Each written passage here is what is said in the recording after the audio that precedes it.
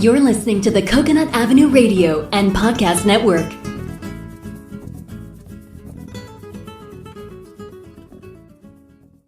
Welcome to Out There on the Edge of Everything, the show that examines, helps you understand, and effectively deal with the interesting edges of life. Broadcasting now from the virtual C344 studios overlooking the edge of Coconut Avenue is your host, award-winning and best-selling author, Dr. Stephen Lesovich. Hi, this is Dr. Stephen Lesovich, Out There on the Edge of Everything. This episode is entitled Interview with Mr. David Mariani of Basketball.Biology of the LA metro area. Welcome to the show, David. Thanks for having me. You're a celebrity fitness trainer and a strength and conditioning coach. What kind of services do you provide? Yeah, I do private, usually one-on-one training, sometimes group classes, mainly athletes, sometimes celebrity musicians, but I will be releasing a free program. Hopefully I'll have it out before the new year. How has the personal training industry changed after COVID? Yeah, so COVID brought on the big push to go everything online, which was different for me because I'm used to everything in person. So for a lot of us that didn't grow up with social media, we had to adapt quickly. And that was kind of how I started Basketball Biology, was Instagram first, and then all the other TikTok, YouTubes. So the free program will be the first step. And then I'll do online coaching, which is something I help build with another group. I'm up to date with what I need to do. It's just getting all the little things done. So the free program is the first step, and let people see the program and then offer the coaching. So COVID definitely pushed us to do everything online. Are you back in the gym as well with people, or you're just exclusively doing training online right now? Yeah, I'm back in the gym. Once they started opening up LA, even before they started opening up LA, even during the pandemic, I was seeing people in person. I was on the border of LA and Orange County could do outdoor gyms.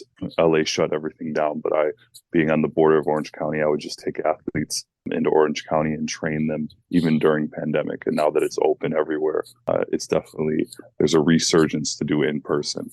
Many people make New Year's resolutions on January 1st. What advice can you give our listeners to make sure they are successful on achieving their New Year's resolutions? Yeah, I would advise to, start with the little wins and embrace those, because if you go for the home run right away, you can burn out in that first couple of weeks, and then you find yourself back at square one. So it's important to get the little wins and celebrate them and really embrace them, and they will stack up over the year. You have started a movement of walking backwards, and it's kind of catching on all over the country. What does it mean to walk backwards?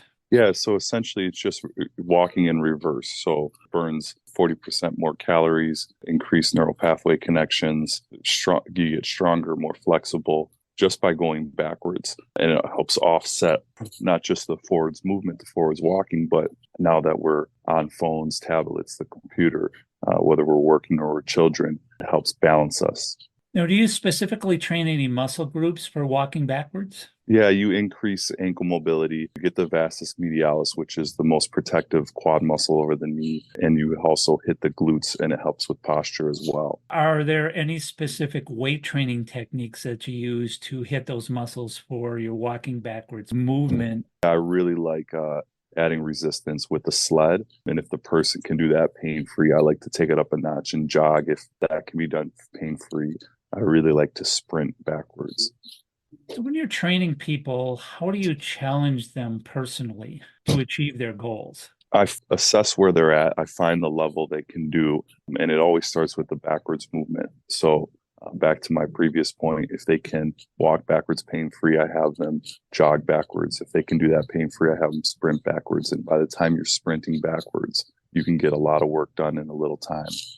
So is walking backwards just for professional athletes, or can it help anybody at any level? Yeah, I've had my nephews and nieces that are under 9 years old. I have them go backwards, and I've had people in their 80s go backwards. The one thing I would advise is if you're higher risk for fall, to use a treadmill, go slow and hold on to the handles, so you're not having to worry about where you're walking, and you can step to the side if it gets too intense. Now, the other day you posted a video where you showed your dad and your mom walking backwards. How did they like the technique?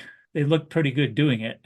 Yeah, they like the technique a lot. They started walking backwards about 2 years ago in their neighborhood, and so when I'm able to see them in person, I put them on the sled, and that way we can get a little more resistance. And it's also fairly safe to do it on the sled as well because there's a harness around their back, and they're going slow and controlled and adding weight, and they like it a lot. My dad's 75, my mom is 66, and they even in the short time that I was able to see them this last week over the holiday, they had remarked, both of them, that their knee pain was gone.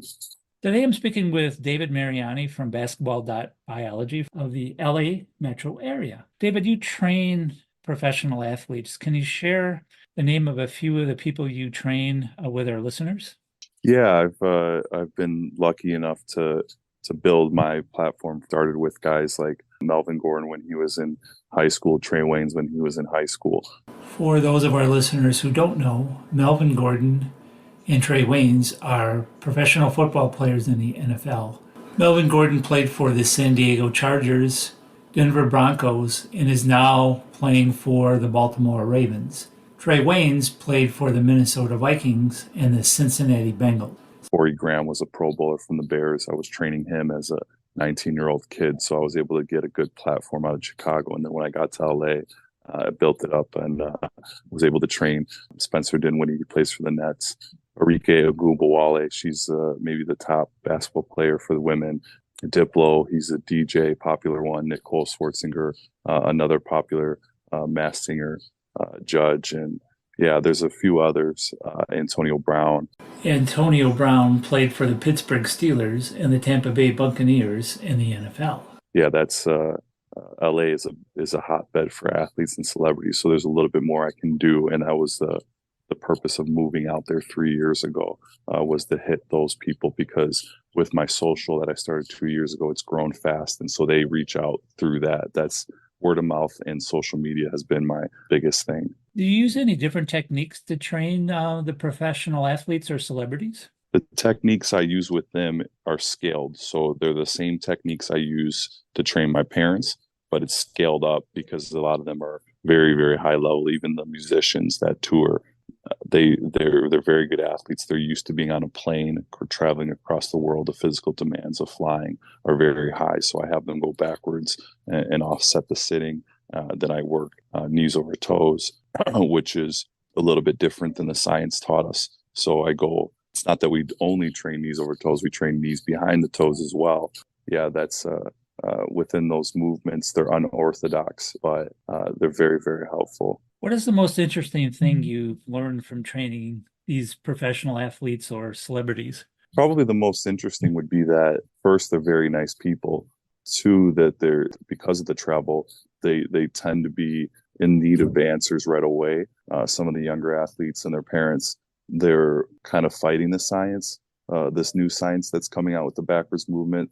These pro athletes and celebrities, they don't fight it. They need answers right away. So they're very, very quick learners. They ask very, very quick questions. They're very cerebral. What personally gets you out of bed in the morning, David? Well, what gets me out of bed is I start with electrolytes in the morning with a liter of water. My passion to help others is mentally what drives me to continue to push for the athletes. And one thing that I always try to do is I never prescribe something to the athletes or teach something that I'm not currently doing. So my social media is up to date with everything that I currently do and everything that I currently coach. What is one thing you do on a daily basis that creates a positive impact in your own life? Well, there's a couple things. I journal, I meditate, but then I also walk backwards.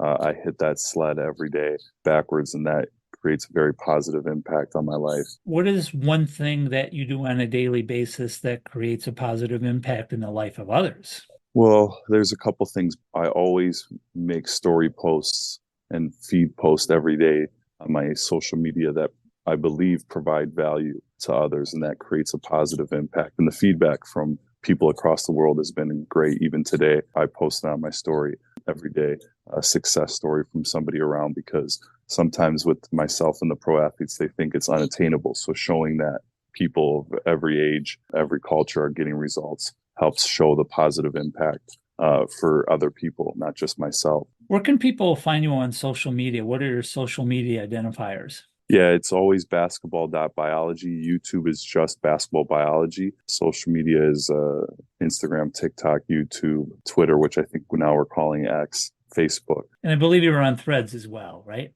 Threads has grown fast. That's one that I got to early. Threads, LinkedIn, it's all basketball biology. Is there anything else you would like our listeners to know about you or basketball.biology? That I would let them know that if they come to me and they message me directly, that they're heard.